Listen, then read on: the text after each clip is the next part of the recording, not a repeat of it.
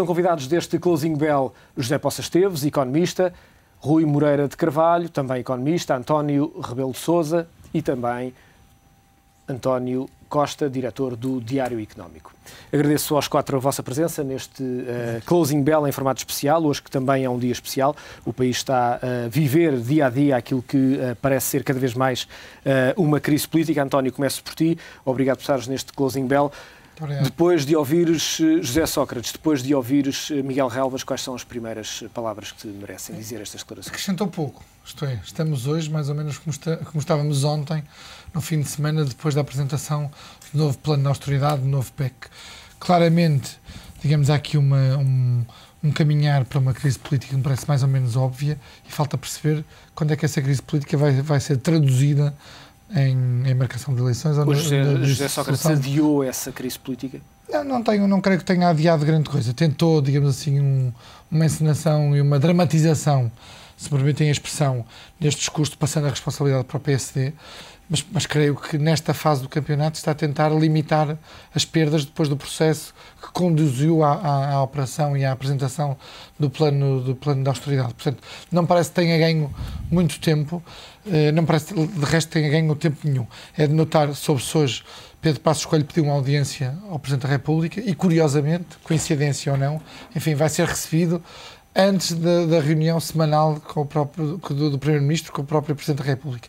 Enfim, se isto vale por algum sinal, provavelmente valerá pelo facto do Presidente da República, quando falar esta semana novamente com o Primeiro-Ministro, saber exatamente ao que vai Pedro Passos Coelho, qual é a agenda de Pedro Passos Coelho para as próximas semanas. Portanto, acho que os dados estão lançados. A explicação e a conferência, provavelmente teremos, enfim, a oportunidade de falar também sobre ela, do Primeiro-Ministro, enfim, tem, quanto a mim, dois erros e dois pecados, digamos assim.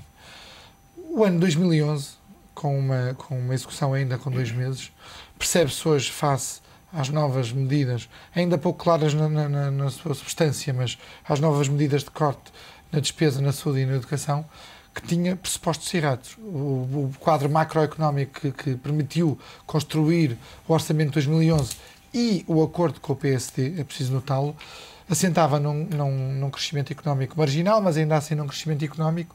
O que estas medidas para 2011 e que não têm de ser votadas na Assembleia mostram é que, obviamente, o Governo já está a trabalhar com o cenário de recessão. Ainda não se percebeu exatamente qual é a dimensão da recessão, mas já estará a trabalhar com o cenário de recessão.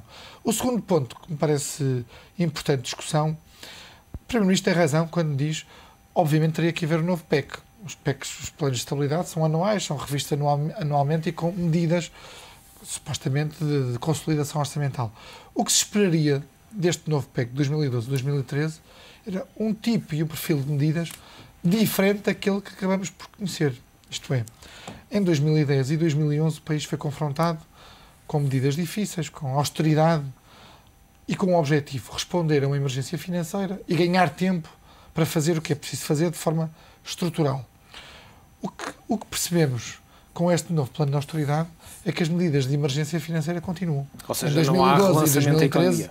Nem há relançamento da economia, nem há medidas estruturais de redução da despesa que justifiquem, digamos assim, que justifiquem, nomeadamente, que o PSD possa estar disponível para aprovar ou para discutir sequer esse novo programa de estabilidade.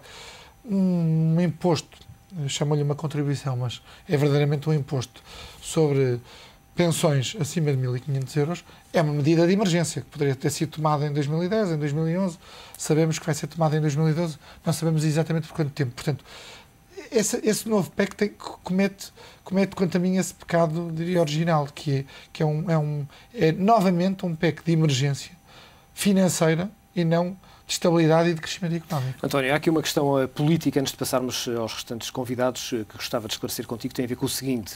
Por um lado, José Sócrates diz que não teria que apresentar este PEC aos vários parceiros, uma vez que estamos a falar de revisões do PEC anterior, mas ao mesmo tempo diz que vai levar este PEC ao Parlamento e que espera negociar com os parceiros. Em que é que ficamos?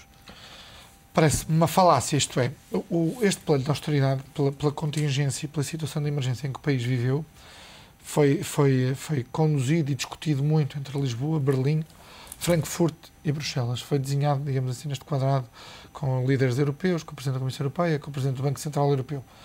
Ora, ele está desenhado, está feito, está apresentado e está aprovado de forma política pelos líderes europeus, que não se cansaram nos últimos dias de o elogiar.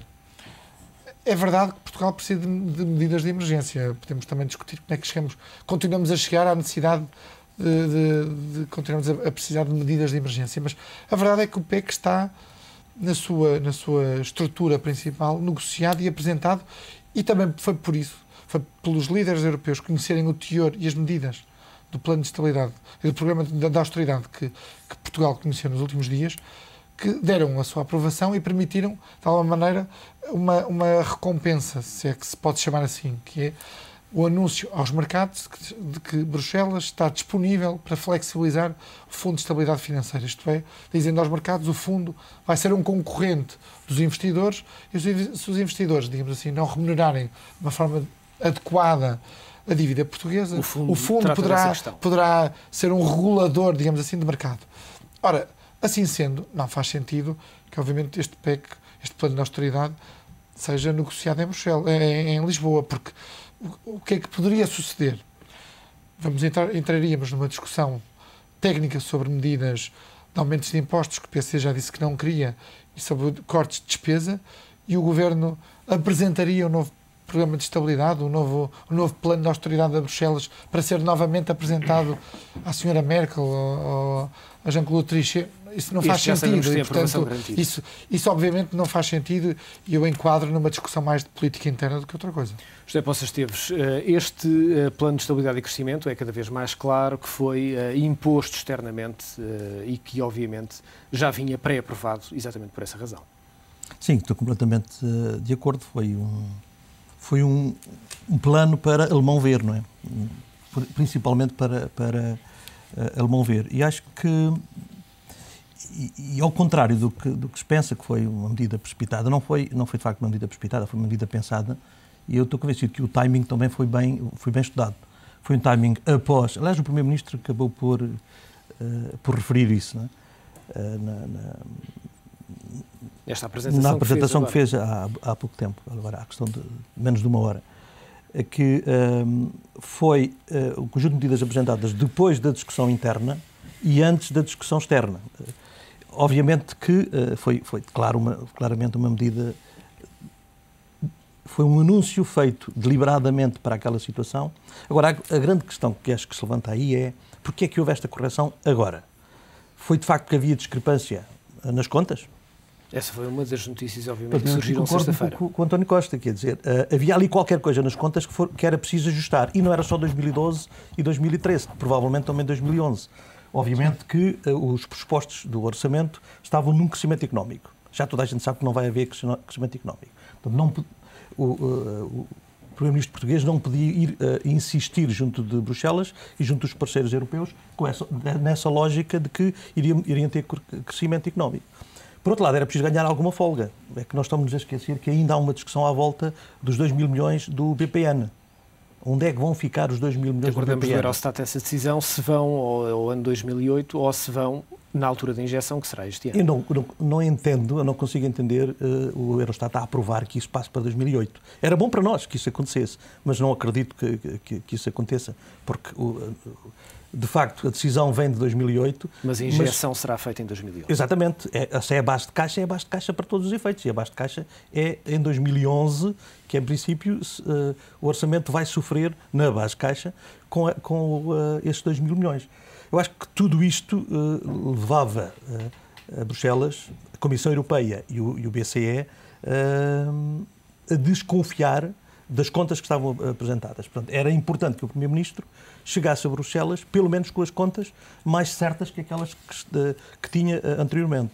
E tinha que ser depois da discussão interna, depois da tomada de posse do Presidente da República e depois da discussão da moção de censura. Portanto, a única altura que havia para fazer foi naquela altura.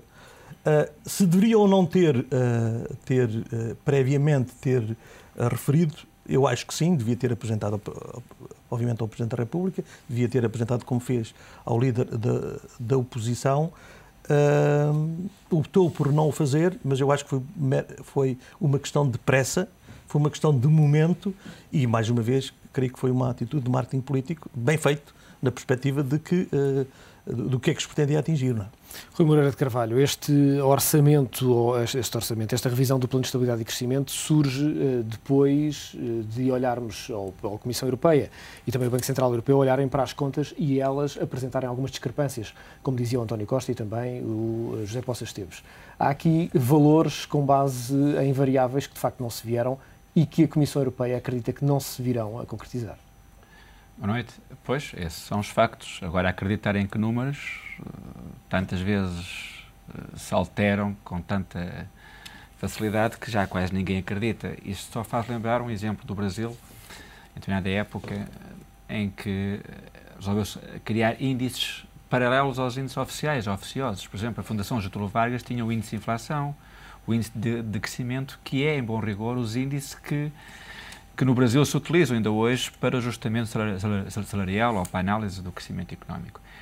Isso chama-se fragilidade das instituições e Portugal está a arriscar, por questões de trapalhadas internas, politiquices, a baixar o nível.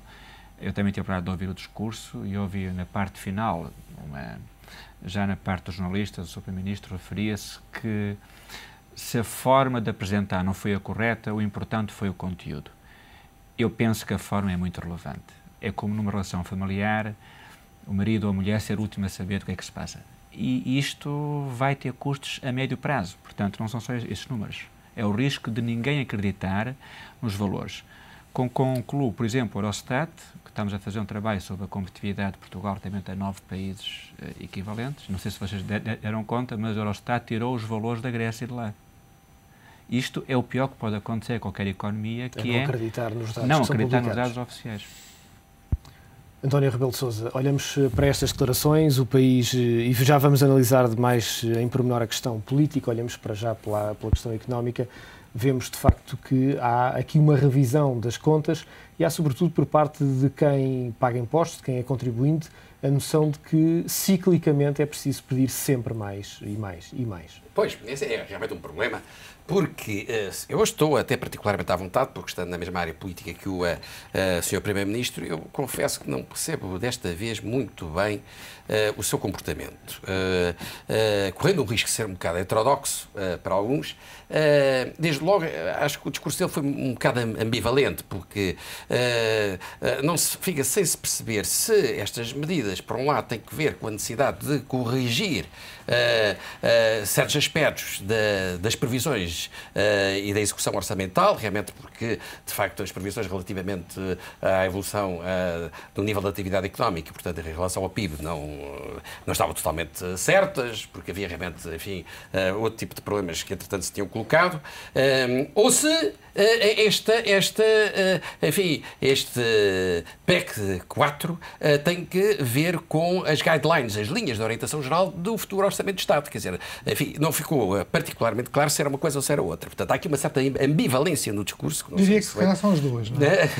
Enfim, quer dizer, há aqui qualquer coisa, não sei se foi deliberado, mas que realmente tem que se lhe diga. Por outro lado, há aqui também um aspecto, eu estou de acordo com aquilo que foi aqui dito, a forma é importante e eu acho que não faz sentido que não tivesse havido contactos prévios com o maior partido da oposição, tendo em vista assegurar um apoio maioritário. Isso é normal, é perfeitamente normal em qualquer país, sobretudo com um governo minoritário, como faz plenamente sentido.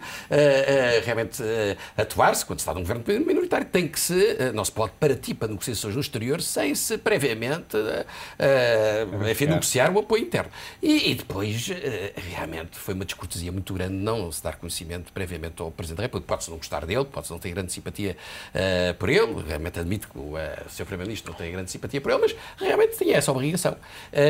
Portanto, há aqui um erro, que é realmente um erro, do meu ponto de vista, grave da parte do Sr. Primeiro-Ministro, independentemente de eu considerar que ele tem tido, noutros aspectos, algum mérito na atuação que tem apreendido ao longo destes últimos anos.